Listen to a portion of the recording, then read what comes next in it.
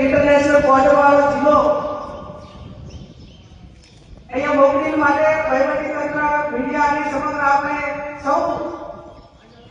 વિવિધ ક્ષેત્રોમાં પદાધિકારી પણ આજે આપણે ભારતીય તરીકે બધા ઉપસ્થિત થયા છે ત્યારે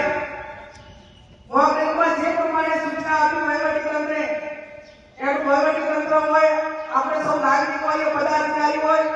એ સંપૂર્ણ રીતે એનું પાલન કરે જ્યારથી કરીને પહેલગામ ઘટના બની અને નિર્દોષ લોકો પર આતંકવાદીઓએ હુમલો કરીને જે એક આપણા સ્વાભિમાન ઉપર એક ચોટ લગાડીને જે હુમલો કર્યો એના માટે સમગ્ર દેશ એક સાથે થઈને આતંકવાદીઓનો ખાત્મો બોલે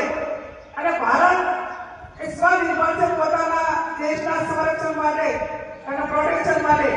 એ વાતનો અહેસાસ અપાવવા માટે સમગ્ર દેશના લોકો દેશની આર્મી અને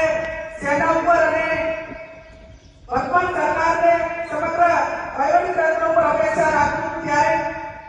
ગઈ રાત્રે ભારતીય સેનાએ પાકિસ્તાનમાં જે આતંકવાદીઓનો બંકર હોય જે એમના તાલીમ કેન્દ્રો હોય એના ઉપર હુમલો કરીને એને તોડીને એક આપણી જે માગણી હતી અને આતંકવાદીઓનો ખાત્મો કરવો જોઈએ એ રગે રંગમાં જ્યારે આપણામાં એક સમગ્ર દેશ ઉપર અને વહીવટી તંત્ર સરકાર ઉપર માગણી હતી એના તરફ સરકાર અને સેના આગળ વધી છે ત્યારે આજે કલેક્ટર સાહેબે પણ મીટિંગ બોલાવીને એમણે સંબોધન કર્યું બધાને જવાબદારીઓ સોંપી છે એક આપણે ઇન્ટરનેશનલ બોર્ડર ઉપર છીએ ત્યારે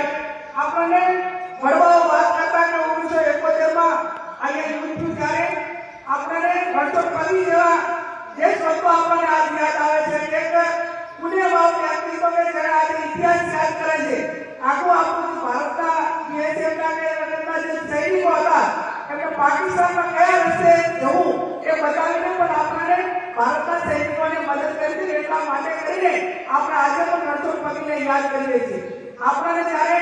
ઘણા વર્ષો 55 વર્ષ પછી આ સ્થિતિનું નિર્માણ થયું છે ત્યારે હમણાં મોકલીમાં સાહેબ કહેતા હતા કે તમારા નંબર માટે આ પ્રસંગ નવો છે અને નવો છે તો એના સાતના ભાગરૂપે આપણે નાગરિક તરીકે શું કરી શકીએ તો તમારા બધા પાસે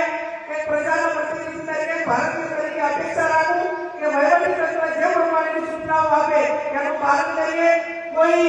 એને વોટ્સએપ કે અન્ય રીતે અફવાઓથી દૂર રહીએ અને એટલા ભયભીત પણ ન થઈએ જેથી કરીને જે થોડી એને કહેવાય જે ઓછી એના મનોબળવાળા લોકોને કોઈ રીતે અસર ન થાય એ પ્રમાણેની અફવાઓથી પણ થોડા ઘણા દૂર રહીને વહીવટી તંત્રને સંપૂર્ણ રીતે સહકાર આપીએ આપ સૌએ ઉપસ્થિત રહીને આપણને પણ એક આવો લાવો મળ્યો ખરેખર કઈ રીતે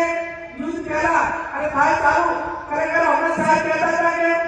દ્વારા 1971 માં થયું એ ટાઈમે વાર્ષિક રીતે હુમલો કરી દીધો તોય ખબર ના પડી આપણે અત્યારે હમણાં જોયું કે તો બધા અંદર તો અમને કઈ લાગતું કે કદાચ એ લોકોએ હુમલો કર્યો હોય તો પણ આપણને ખબર ના પડે કે કઈ સ્થિતિનું નિર્માણ થયું છે અને આ પ્રમાણે જ્યારે વહીવટી તંત્રને કીધું પ્રમાણે સંપૂર્ણ રીતે સજ્જ છે